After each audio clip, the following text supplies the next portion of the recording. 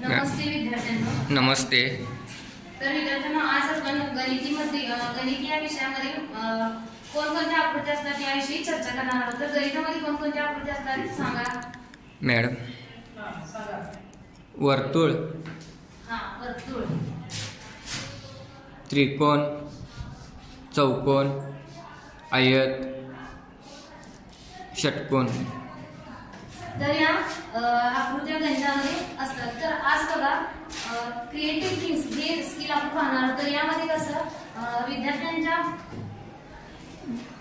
सर्जनशील विचार विद्यार्थ्यांमध्ये जागरूक करायचा आहे. तर बघा, मी फळ्यावर एक आकृती काढणार आहे. ती आकृती तुम्ही खडून न उचलता पूर्ण करून मला दाखवायची आहे. तर बघा इकडे विद्यार्थ्यांनो,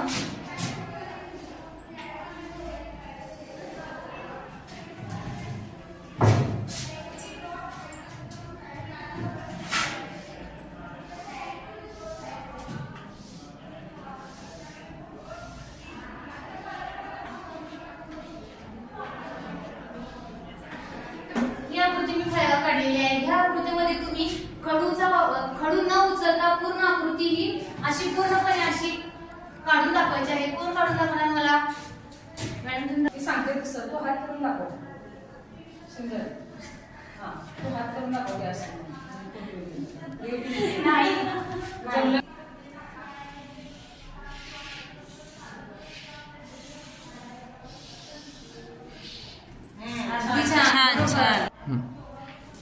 तर यामध्ये बघा विद्यार्थ्यांमध्ये नवीन कौशल्य निर्माण करण्याची, यामुळे मेंदूला नवीन चालना मिळते. विद्यार्थ्यांमध्ये ही गणिती प्रक्रिया अशा अनेक प्रकारचे आकृत्या काढून विद्यार्थ्यांना आपण माहिती मध्ये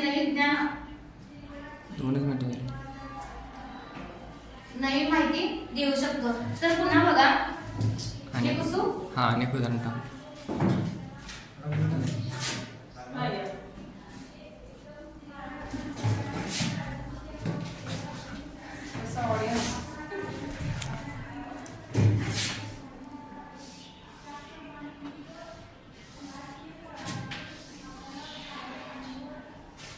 हा वर्तुळ चौकोनामध्ये बसवायचा आहे. कसं बसवा तुम्ही? चौकोनामध्ये वर्तुळ बसवायचं का वर्तुळात चौकोन बसवायचं? कसं पण वर्तुळात चौकोन बसवायचं, चौकोनात वर्तुळ, हे दोन्ही पण क्रिया तुम्ही करू शकता.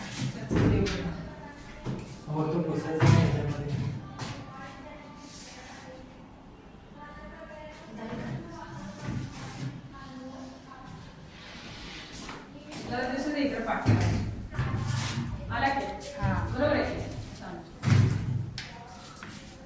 अगदी छान. अशा अनेक गणितामध्ये अशा अनेक प्रक्रिया, अशा अनेक नवनवीन विचार आपण विद्यार्थ्यांमध्ये निर्माण करू शकतो.